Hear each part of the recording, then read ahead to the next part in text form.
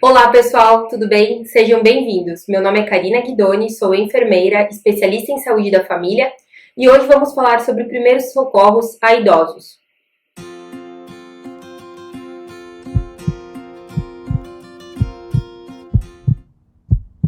Pessoal, o vídeo de hoje ele tem o intuito de orientar para que as pessoas familiares ou cuidadores de idosos, aquelas pessoas que acompanham e convivem com os idosos, saibam como agir com segurança, de forma correta, toda vez que forem auxiliar um idoso ou prestar o primeiro socorro em algum tipo de emergência que possa ocorrer com o idoso, principalmente dentro da sua residência. Tentando fazer com que o idoso mantenha os seus sinais vitais, aquela situação que ocorreu não se torne mais grave, enquanto ele aguarda pelo atendimento especializado. Então, a gente tem que ter sempre em mente que a vítima, no caso o idoso, ao ser abordada numa situação de risco, ela deve sentir no primeiro momento, então, confiança de quem está ali com ela. Essa pessoa também tem que ver se a situação não vai prejudicar a si.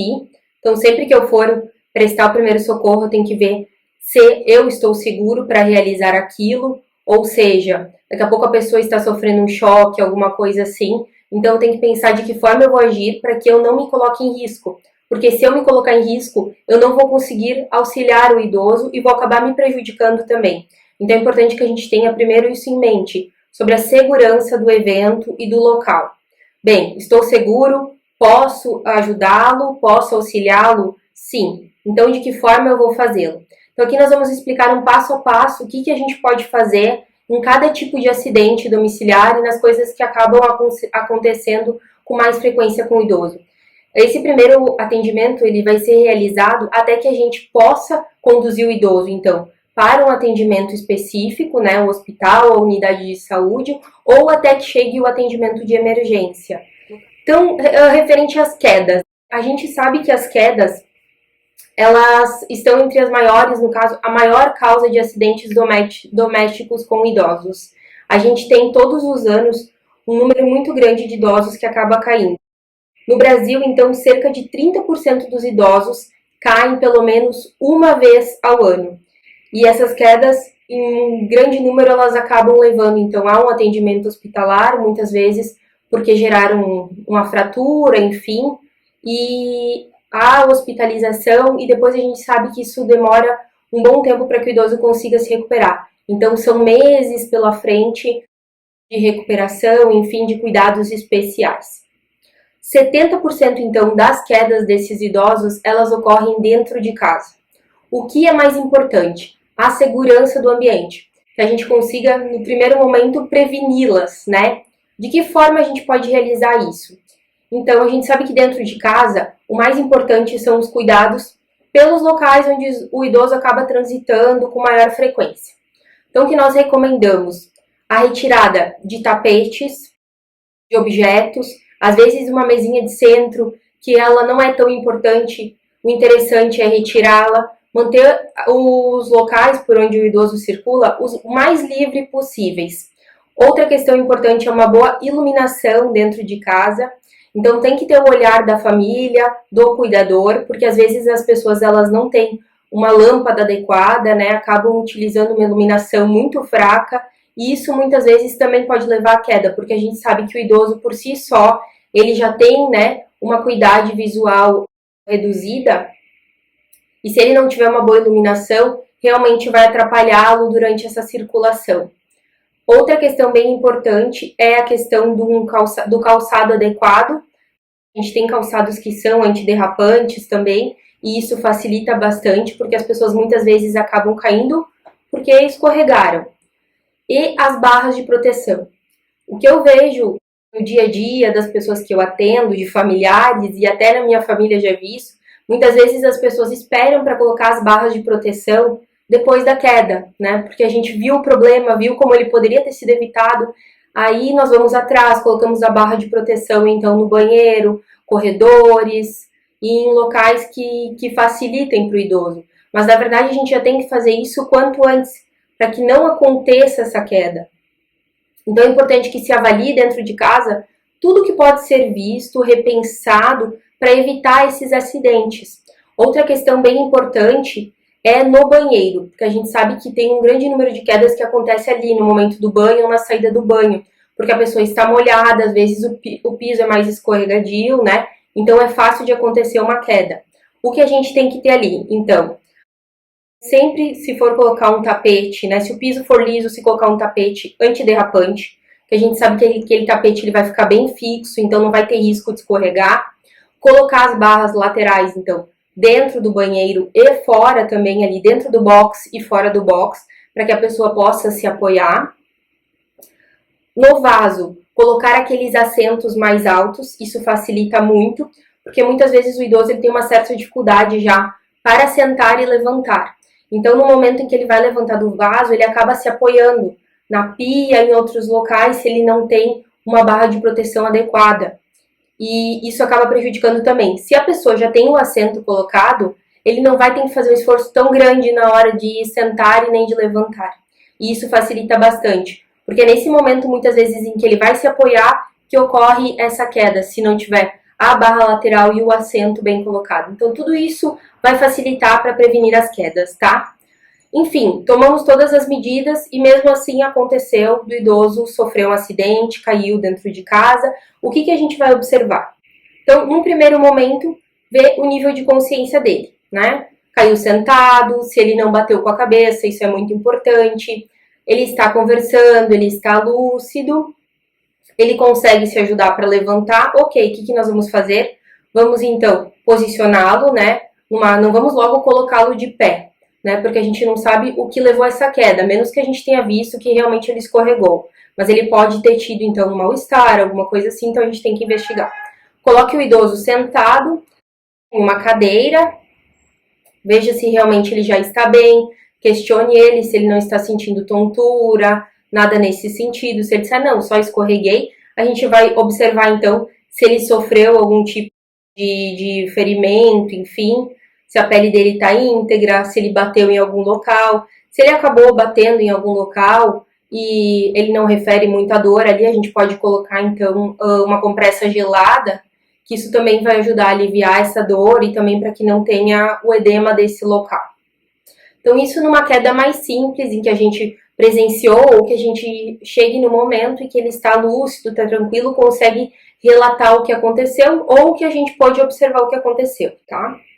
Se for, no caso, uma queda um pouco mais grave, o que a gente pode chamar de uma queda mais grave? Uma queda, então, na qual ele bateu a cabeça, ou enfim, ele acabou sofrendo um ferimento que está doendo muito, né? E ele refere muita dor em um determinado local. Então, nesse caso, a gente não vai movimentá-lo. Nós vamos já, naquele momento, acionar o serviço de emergência, né? SAMU 192, e providenciar para que ele fique ali imóvel até que chegue esse serviço.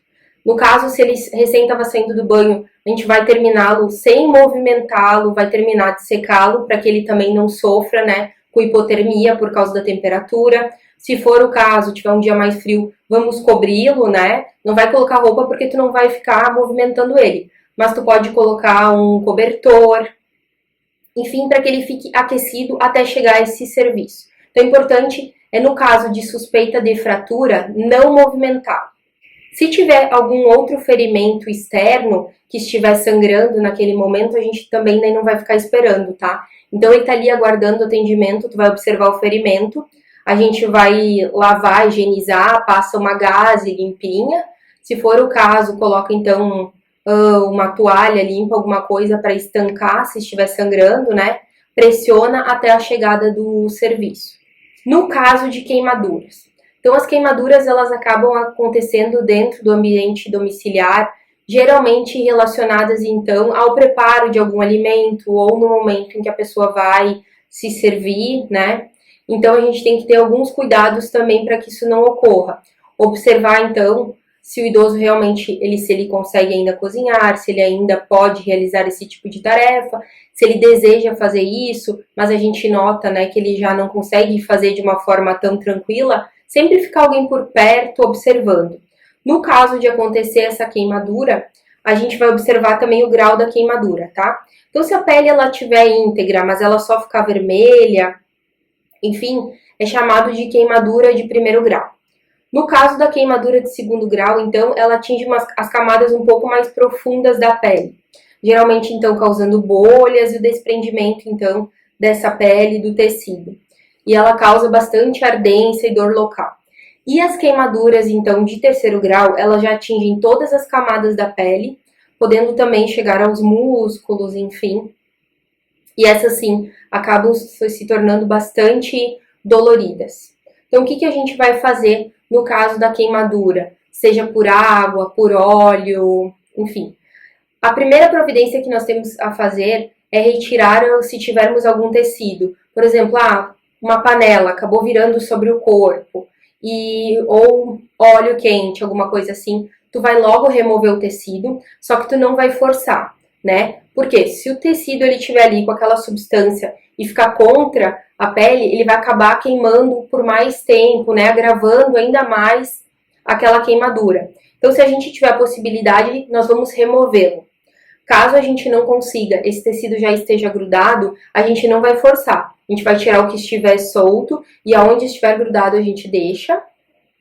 Vai colocar na água corrente por pelo menos uns 10 minutos para que a gente possa diminuir a temperatura daquele local. Se for perna, abdômen, enfim, vai colocar no chuveiro, mas numa temperatura ambiente, não, nada quente, também não muito frio, deixa correr na temperatura ambiente, uns 10 minutos, e a partir dali já vai levar para o atendimento hospitalar. Se for uma queimadura mais grave, a gente faz isso enquanto já aciona o serviço de emergência. Então faz isso ao mesmo tempo, né? Já vai acionando e já vai também tomando esse cuidado para diminuir a temperatura.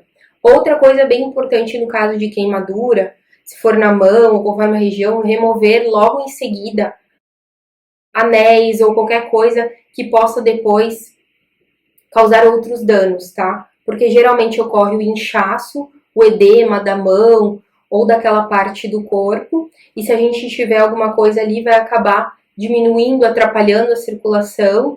Então a gente tem que lembrar na hora também de já remover qualquer coisa nesse sentido que possa atrapalhar, pulseira, anéis, enfim, o que a pessoa estiver utilizando nesse sentido. Se a queimadura ela ocorrer nos olhos, então a pessoa estava preparando algum tipo de alimento, respingou, ou enfim, algum produto nos olhos. O que a gente pode fazer? Lavar bastante os olhos com água abundante, temperatura ambiente também. Se aquilo não passa, que a gente percebe que fica incomodando, fica ardendo ainda, então você vai tapar aquele olho que foi atingido e vai encaminhá-la para o atendimento hospitalar. Choque elétrico. Então, o choque elétrico, geralmente, ele é causado por altas descargas. Sempre ele tem que ser muito bem avaliado. Conforme a descarga elétrica que a pessoa recebe, ela pode ter uma parada cardiorrespiratória. Então, nós temos que ficar muito atentos a essa questão. Dentro do ambiente domiciliar, o que a gente deve observar? Caso a pessoa ainda não tenha as tomadas corretas, que são aquelas que protegem, para que ela não sofra um choque na hora de conectar um aparelho, é importante que as tomadas sejam trocadas, porque a gente sabe que o idoso, então, ele também já tem mais dificuldades para manusear, e muitas vezes ele pode acabar recebendo um choque elétrico no momento de ligar um aparelho. Então, é interessante, quem ainda não fez a troca das tomadas, que faça. Outra coisa a se observar são aparelhos domésticos, qualquer coisa assim, que estiverem, então, com as tomadas ou os cabos descascados. Então, a gente não deve ficar passando fio e nada nesse sentido. A gente tem que, então, fazer a troca daquele cabo ou a troca daquela tomada para que isso não leve a nenhum problema mais grave. Caso aconteça do idoso sofrer um choque elétrico dentro da residência, o que a gente vai fazer? No primeiro momento, é fazer com que aquela fonte do choque, então, ela cesse. Então, se ele estiver conectando em algum aparelho à tomada e a gente não tiver a possibilidade de liberá-lo, a primeira coisa que a gente vai fazer é desligar o interruptor. Então, a gente tem que estar ciente do local do interruptor. Se o interruptor não estiver num local de fácil acesso, a gente tem como fazer essa mudança, colocar para um local de mais fácil acesso.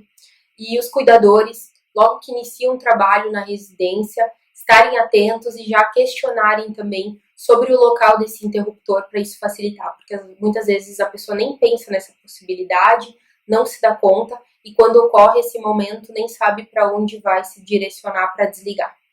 Então, se a pessoa não conseguir desligar o interruptor por algum motivo, ela vai afastar o idoso daquele aparelho, enfim, do que está levando a essa descarga elétrica. Então, sempre com alguma coisa que não faça com que essa descarga elétrica chegue até ela. Então, a gente pode utilizar até mesmo um cabo de uma vassoura, né, alguma coisa assim, para que a gente possa, de fato, soltar. Então, essas medidas têm que ser bem pensadas para quando aconteça alguma coisa, mas não esqueça da questão do interruptor, porque isso, de fato, faz toda a diferença. Então, se o idoso levou o choque, a gente cessou, o que a gente vai fazer?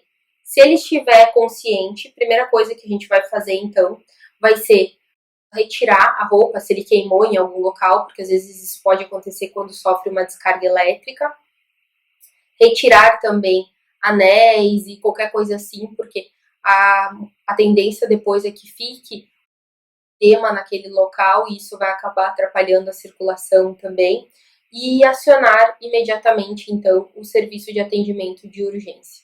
Se ele sofreu uma parada cardiorrespiratória, então mais adiante nós vamos falar sobre esse tema, como proceder nesses casos.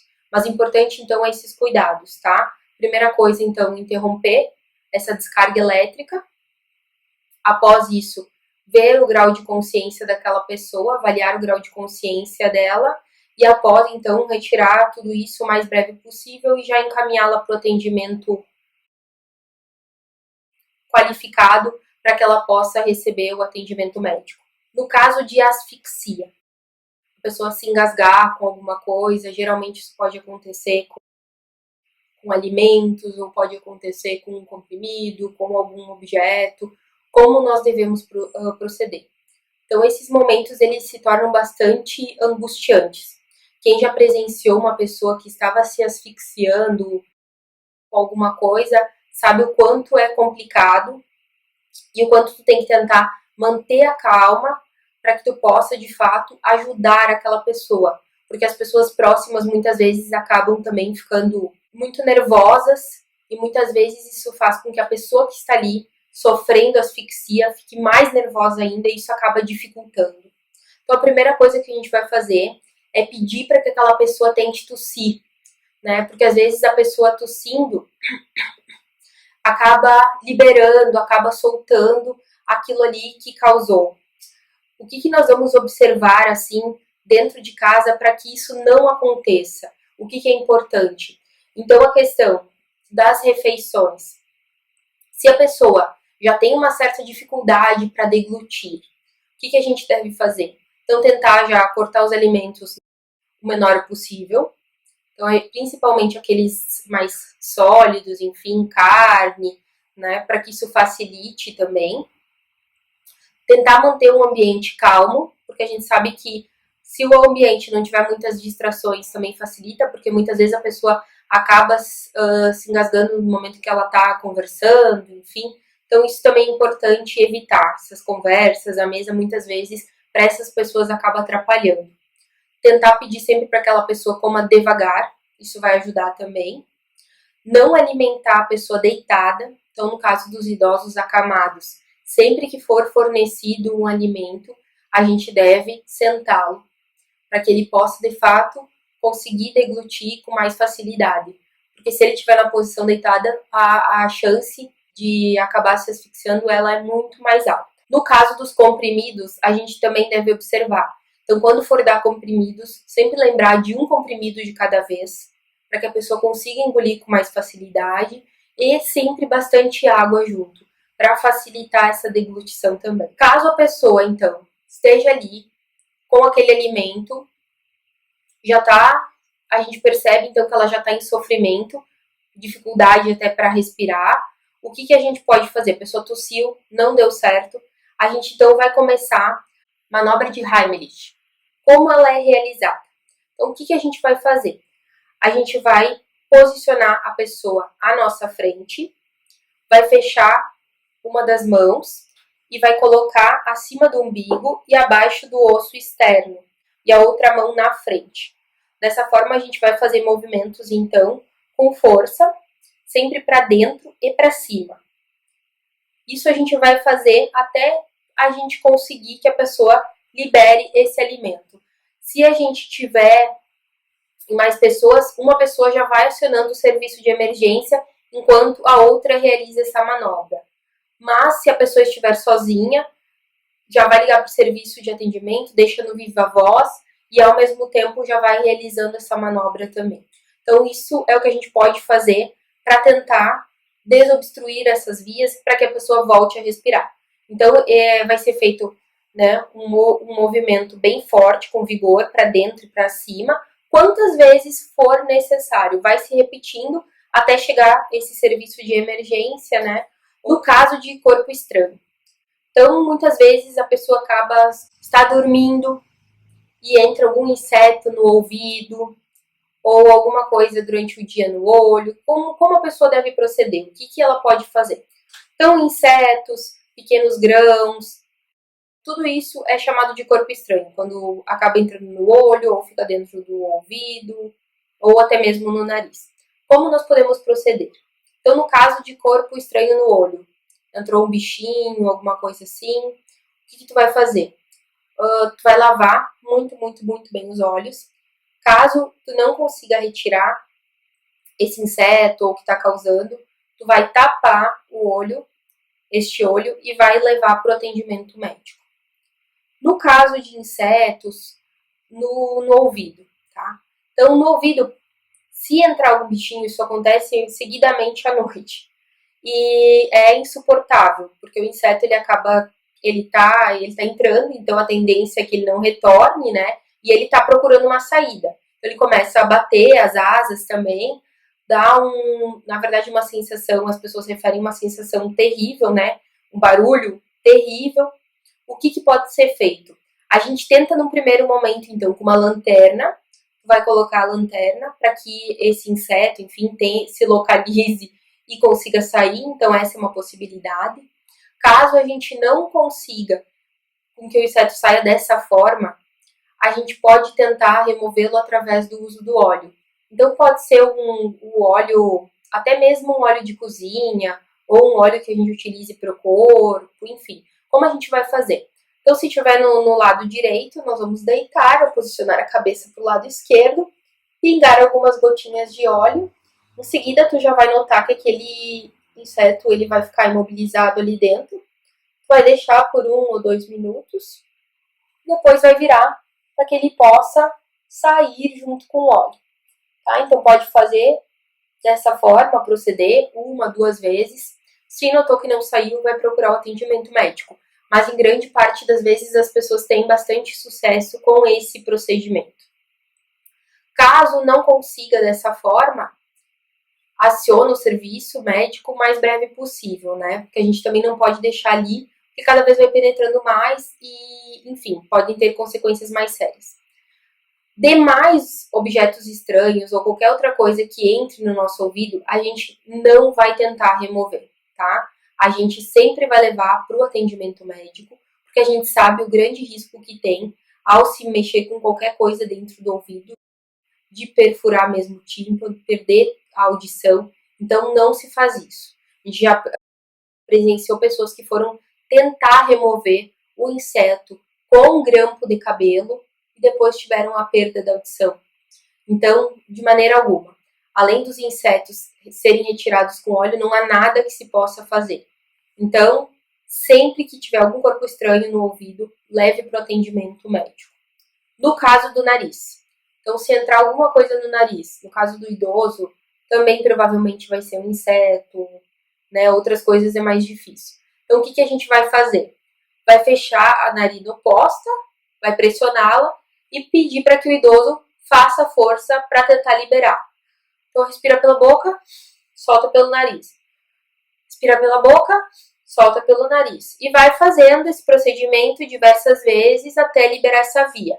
Não teve sucesso, a gente também não vai tentar remover com nada.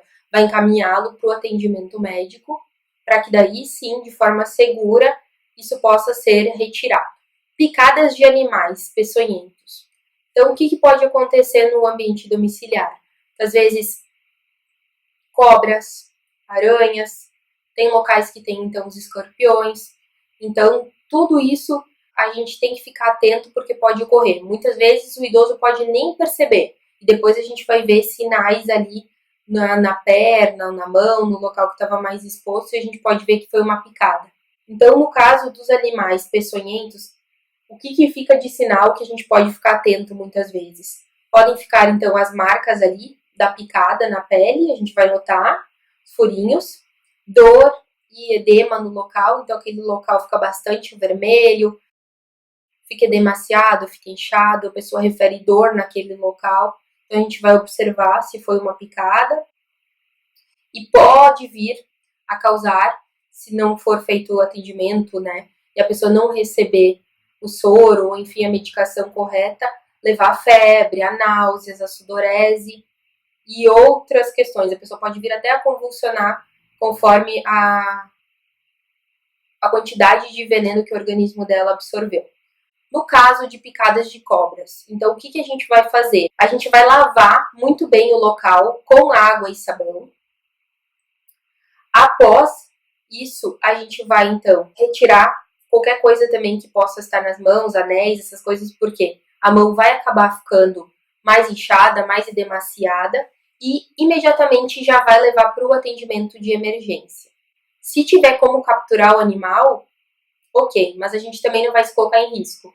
Então, prestar atenção no animal para poder descrevê-lo para o serviço de atendimento ou até mesmo fotografá-lo, se for o caso e tiver essa possibilidade, né? Hoje em dia as pessoas têm o celular geralmente próximo à mão, então conseguem fazer isso também. A gente vai capturar o animal se tiver possibilidade, mas também ninguém vai se colocar em risco, além daquele ali que já está em risco. Imediatamente, então, vai procurar o serviço de urgência e emergência. No caso do escorpião, então, após a ferroada do escorpião, o que acontece? Uma forte dor local, eritema, que é a vermelhidão daquele local, o inchaço também, edema naquela região, e após a pessoa pode ter febre, muita dor de cabeça, né, muita cefaleia. Então, como a gente vai proceder? Da mesma forma, então, vai lavar muito bem ali o local onde ocorreu essa ferroada e vai imediatamente também conduzir para o serviço de atendimento.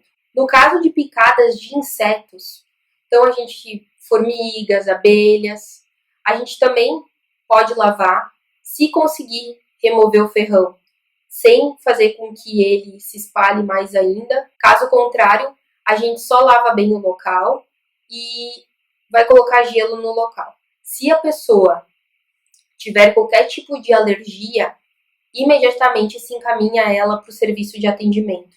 Então, como a gente percebe que a pessoa é alérgica? Geralmente ela começa com vermelhidão, né, no local, e depois essa vermelhidão, que é chamada de eritema, por todo o corpo. Vai ter prurido também, ela vai começar a sentir talvez uma coceira por todo o corpo. E uma certa dificuldade respiratória, edema, a gente vai notar que ela pode começar a ficar inchada. Imediatamente para o hospital. Então a gente não espera, porque o quanto antes ela vai ter que receber a medicação para que ela não venha a sofrer um choque anafilático. Então isso é muito importante que a gente tenha todos esses cuidados com esse tipo de animal. No caso de mordeduras ou arranhadura de cão e gato, como a gente deve proceder? No caso da mordedura, se ela for mais superficial, a gente vai lavar muito bem o local com água e sabão. A arranhadura a gente vai proceder da mesma forma. Tem que ver as condições também do animal. Se esse animal ele está vacinado. E quando for para o serviço de atendimento, já comunicar lá no serviço de que animal a gente está falando. Então, se é um animal vacinado, se é um animal sadio. Esse animal ele deve ser observado por pelo menos 10 dias, para ficar atento caso ele apresente algum sinal de raiva. O serviço também deve ser informado. Então, se o animal for nosso, a gente vai prendê-lo, enfim, vai colocá-lo num local que a gente pode observá-lo de fato, né? Às vezes as pessoas residem no interior e tem um animal solto, e elas não conseguem ter controle sobre esse animal. E o medo é que ele acabe ficando algum tempo fora, e se vier acontecer alguma coisa com ele, a gente não vai nem localizá-lo. Então, esses animais devem ficar presos por pelo menos 10 dias. Caso ele apresente algum comportamento estranho, imediatamente o serviço de saúde deve ser comunicado. A pessoa então, que foi mordida ou foi arranhada, ela vai fazer uma avaliação no serviço de saúde sobre a necessidade, então, de receber o soro e a vacina. Convulsão. Então, a convulsão, a pessoa geralmente perde a consciência, ela cai e ela começa a se bater com movimentos assim involuntários, né? Os músculos se contraem. O que pode levar à convulsão? Aquelas pessoas, então, que já sofrem com epilepsia ou algum outro problema, que tem algum problema neurológico. Uma pessoa que tem a febre muito alta também pode vir a convulsionar. E em casos de hipoglicemia. Então, diabéticos que muitas vezes ficam com açúcar muito baixo no sangue, entram em hipoglicemia e acabam também sofrendo convulsão. O que a gente pode fazer, então? A primeira coisa é se preocupar com a segurança deste idoso que está sofrendo a convulsão. Então, a gente vai retirar de perto dele qualquer coisa que ele pode vir a se bater e se machucar. Ele vai realizar esses movimentos de braços e pernas, enfim, afastar todos os objetos. Depois, se nós pudermos, nós vamos protegê-lo, né? Colocar um travesseiro, alguma coisa embaixo da cabeça para que ele não fique batendo com a cabeça no piso e acabe também não machucando. E tentar lateralizá-lo, porque muitas vezes ele pode vir a vomitar, ou enfim, com a própria saliva ele pode aspirar. Então, tentar manter ele de lado para que essas secreções, então, possam ser eliminadas e ele não chegue a aspirá-las. E nesse momento, então, que a gente está realizando esse atendimento, alguém já pode ir acionando o serviço, né, de emergência, 192, enfim, ligando para o SAMU, enquanto outra pessoa fica ali ao lado observando. E caso não seja possível eu esteja sozinho, a primeira coisa que eu vou fazer, então, vai ser realmente afastar os objetos para que ele possa ficar seguro, tentar lateralizar a cabeça, colocar algum travesseiro, alguma coisa embaixo da cabeça, então, para que ele não fique batendo a cabeça, e aí sim acionar o serviço de emergência. Hemorragias. Então, a gente tem que ficar bastante atento quando a pessoa sofre algum tipo de corte, né? Como esses cortes podem ocorrer? Então, quando está realizando algum tipo de atividade dentro de casa, mas geralmente é quando for preparar algum alimento, então quando estiver cortando ali, ou se o idoso estiver lidando no jardim, está fazendo alguma poda, alguma coisa nesse sentido, ou até mesmo com um copo sofrer alguma queda e ter algum ferimento e vai ter uma hemorragia, então, externa. Nós vamos observar, então, de que forma isso ocorreu e qual é a gravidade, então, desse corte. Então, se o idoso tiver o corte de uma artéria, o sangramento ele ocorre em jato, né? Então, esse sangue vem com muita força e é um sangue geralmente mais vivo, um vermelho vivo. Se for, no caso, sangramento através de alguma veia, venoso, que nós chamamos, é um sangramento mais contínuo, então ele não vai ocorrer em jatos e uma cor vermelho mais escuro.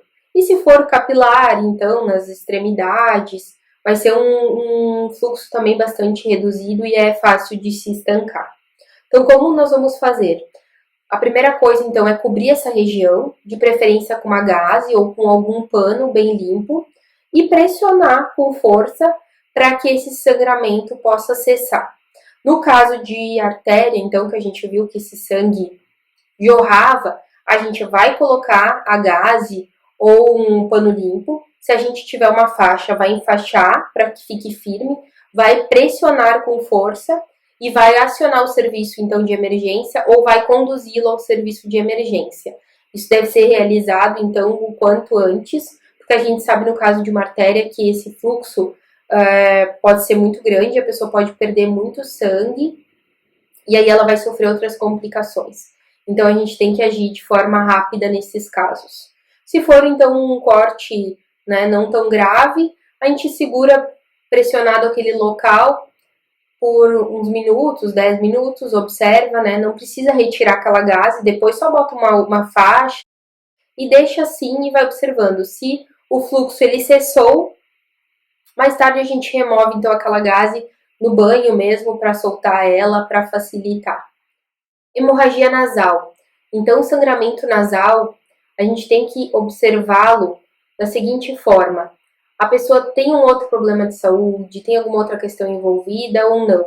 Trata-se apenas, às vezes, de um rompimento de um vasinho. Bom, essas pessoas que têm, às vezes, um vasinho, isso frequentemente pode ocorrer. Então, elas procuram atendimento, é feito um procedimento ali para que isso não ocorra mais, é feita uma cauterização. Caso contrário, se a gente nota que é alguma outra coisa que está causando essa hemorragia, a gente vai imediatamente procurar o atendimento hospitalar. Mas no caso de um vaso, então o que eu posso fazer? Vou pressionar, né, essa narina, na verdade o ideal é fechar o polegar e o indicador do nariz, por pelo menos uns 5 minutos, e vai respirando pela boca. Soltou, não passou, pressiona novamente, daí já por um período maior, 10 minutos, fica respirando pela boca e não solta o nariz. Fica por 10 minutos segurando muito firme o nariz, respira pela boca. Depois de 10 minutos solta, parou, ok. Geralmente vai se formar algum coágulo de sangue dentro do nariz.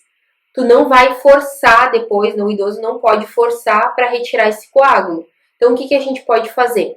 É removê-lo depois, soltá-lo com um sorinho fisiológico. Então lava o nariz com sorinho fisiológico até soltar, até diluir esse coágulo, enfim, mas sem forçar para que não ocorra o rompimento de outro vasinho. Desmaios. Como nós podemos proceder no caso de desmaios? Então, desmaio é quando a pessoa tem aquela perda, né, momentânea da consciência. Pode ocorrer por diversos fatores. Então, a gente tem que tentar descobrir a causa do desmaio. Se for alguma coisa emocional, às vezes a pessoa recebeu uma notícia muito triste, ou enfim, algum tipo de notícia muito impactante, levando ao desmaio. Ou ela está num local muito quente, muito abafado, pode também sofrer o desmaio. Caso não esteja ligado nem a uma emoção, nem ao calor, a gente tem que então investigar do que vem esse desmaio, porque às vezes essa pessoa ela está já num quadro de desidratação, então ela vai precisar receber soro, enfim, vai precisar receber uma reposição, ou ela pode estar com uma anemia, é um sinal muitas vezes de uma anemia. Então, se o desmaio não foi por algo assim que a gente sabe identificar, a gente tem que procurar o atendimento médico e ver exatamente o que está causando esse desmaio para tentar reverter esse quadro, solucionar esse quadro. Quando ocorreu o desmaio, então, pela emoção ou pelo calor, a gente sabe que é aquele momento ali, como nós devemos agir. Então, se a gente vê que a pessoa vai desmaiar, ela fica geralmente muito pálida, sudorética. Se eu percebo, ou se a pessoa me fala, não estou me sentindo bem, a primeira coisa que a gente vai fazer é tentar já amparar essa pessoa, colocá-la numa cadeira, para que ela já consiga, a gente então pede para que ela faça o seguinte, a gente posiciona ela sentada na cadeira, pede para que ela baixe a cabeça na altura dos joelhos, mais baixo que os joelhos, e respire fundo. Então isso vai normalizar, né, o fluxo sanguíneo e aos poucos ela vai melhorando. Então quando ela se sentir melhor, a gente volta a sentá-la. Não deu tempo, enfim, a pessoa já vai estar caindo e a gente não tem uma cadeira nada próximo, a gente vai ampará-la por trás para que ela não bata a cabeça, isso é muito importante, que não sofra nenhum tipo de traumatismo, enfim. Vai segurá-la por trás para ajudá-la, então a pessoa vai cair, a gente deita ela no chão e ergue as pernas dela mais alto que o restante do corpo. Então a gente pode muitas vezes colocar os pés sobre uma cadeira ou nós mesmos ficarmos segurando as pernas dela o mais alto que a gente puder, para que esse fluxo sanguíneo retorne e para que ela volte a si. O que a gente tem que observar? Geralmente, quando acontece um desmaio assim, a pessoa ela retoma a consciência rapidamente. Então, em 3, 4 minutos, ela já vai recuperar a consciência, ela voltou a si, a gente vai sentá-la nunca vai levantar, nunca, não deixa o idoso levantar e sair caminhando, porque por mais que muitas vezes ele queira, vai sentá-lo então e vai observá-lo. Caso isso não ocorra dentro de 3, 4 minutos, se aciona o serviço de emergência, porque ela precisa de uma avaliação o quanto antes, então não dá para a gente esperar. Não retomou a consciência em dentro de 3 minutos, já aciona o serviço de emergência. Recuperou a consciência e a gente não sabe o que causou aquele desmaio, vai levar para uma consulta para que possa ser avaliada qual a condição que fez com que esse evento ocorresse. No caso de diabéticos, nós temos duas emergências diabéticas que podem ocorrer. Então, é a hipoglicemia e a hiperglicemia. Conforme dados do Ministério da Saúde, mais de 20% dos idosos têm diabetes. Então, a gente tem que ficar atento porque eles podem sofrer uma dessas emergências, né? Ou a hipo, ou a hiperglicemia, e a gente deve saber como agir nesses momentos. O que o cuidador ou familiar pode realizar. Então, a hipoglicemia, ela é a diminuição acentuada da glicose. Ocorre quando o idoso não se alimenta em quantidade suficiente ou daqui a pouco realizou uma atividade física muito intensa, né? Ou até mesmo não utilizou os medicamentos de forma correta. Então, quais são os sintomas que o idoso vai apresentar na hipoglicemia? Então, tremores, sudorese, então ele fica todo suado, né? Tontura, cefaleia e sonolência. Pode levar, em casos mais graves, então, até ao coma e a crise convulsiva, como nós falamos anteriormente. No caso da hipoglicemia, o que a gente tem que fazer? Ter uma fonte de açúcar próximo para dar para esse idoso, para que ele possa, então, se recuperar o açúcar no sangue. Então, a gente pode fornecer um refrigerante ou um suco, ou até mesmo uma colher de açúcar, uma bala, se ele tiver em condições, para que rapidamente esse açúcar no sangue ele seja aumentado. No caso da hiperglicemia, que é quando então está muito alto, muito acima, o que o idoso ele vem a sentir? Então, a boca seca, poliúria, ele tem que estar toda hora urinando. Então, quando está urinando seguidamente, a gente tem que ficar atento. Não só no caso do idoso diabético, né? No caso daquele idoso que a gente ainda não sabe que tem diabetes, quando a pessoa começa a sentir muita sede à noite, urina muito seguidamente, é um sinal de diabetes. Então, tem que ficar atento e levar para atendimento médico. Na hiperglicemia, então, continuando, ele vai ter um cansaço, cefaleia também, então bastante dor de cabeça, enjoo, sonolência. E o que a gente pode fazer nesses casos? Levar para o atendimento médico, não, né? Porque ele vai precisar provavelmente receber insulina e tem que passar por uma avaliação. Nesses casos a gente tem que ficar muito atento, porque quando isso está acontecendo ou está relacionado a uma má alimentação ou algum problema relacionado à medicação, ou a dosagem não está mais correta, ou a quantidade de insulina tem que ser reavaliada. Então é importante nesses casos que a gente veja qual é a fonte desse problema para conseguir solucioná-lo.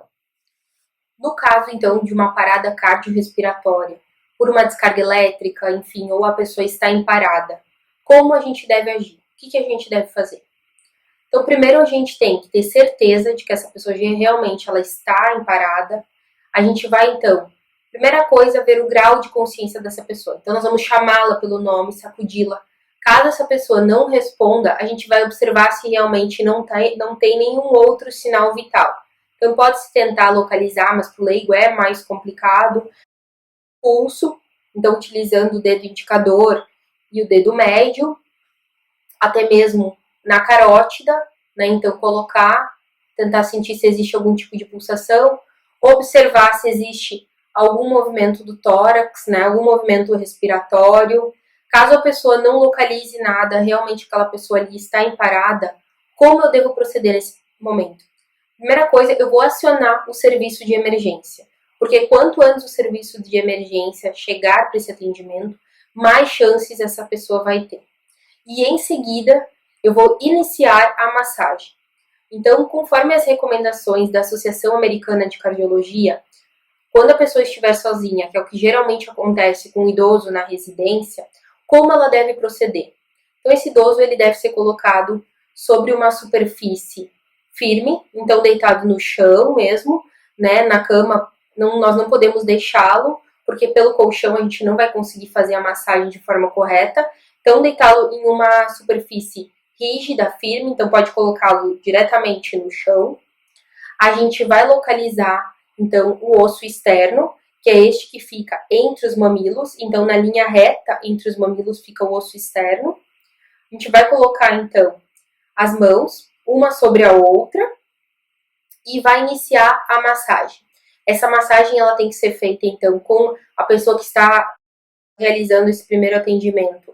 Ela vai ficar ajoelhada ao lado desse idoso, os braços têm que ficar o tempo todo esticados, e ela vai colocar todo o peso do corpo dela contra este idoso, para que possa, de fato, realizar, então, a compressão torácica. Essa compressão ela deve ter pelo menos 5 centímetros.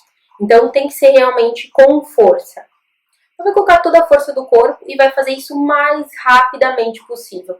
O recomendado são entre 100 e 120 compressões por minuto. Então, você não vai parar até que o serviço de emergência chegue ao local. Então, aqui nós falamos sobre vários tipos de primeiros socorros que são realizados dentro da residência, então, pelo cuidador ou pelo familiar, como a pessoa deve proceder nesse momento. O importante realmente é que a pessoa mantenha calma, tente sempre estar lendo sobre primeiros socorros, assista vídeos, para que a gente possa, de fato, saber como agir, porque muitas vezes a gente assiste um vídeo, acaba não lendo mais sobre o assunto e acaba esquecendo. E quanto mais você estiver com aquilo ali fresquinho, esse conteúdo, mais fácil você vai conseguir aplicar de fato, porque a gente sabe que não faz parte da rotina das pessoas. Então, o importante é sempre pensar primeiro na sua segurança, porque caso você não consiga realizar esse tipo de atendimento em segurança, você não vai estar colaborando também com o idoso. O serviço de atendimento, então, ele tem que ser acionado sempre o quanto antes. Então, a gente tem que avaliar. Em casos em que, por exemplo, a pessoa sofreu uma descarga elétrica, a primeira coisa que tu vai interromper é aquela fonte de descarga elétrica, ou no caso do ferimento no caso da queimadura, tu vai afastá-la daquela fonte, já vai tentar fazer com que o local resfrie, e aí sim você vai acionar o atendimento. Se a gente puder fazer isso ao mesmo tempo, ótimo. Quanto antes o serviço for acionado, sempre melhor. Ao ligar para o SAMU 192, você vai informar então o seu nome, a localização da residência, então o endereço completo, com um ponto de referência, se tem uma escola próxima, se tem uma igreja próxima, algo que facilite a localização.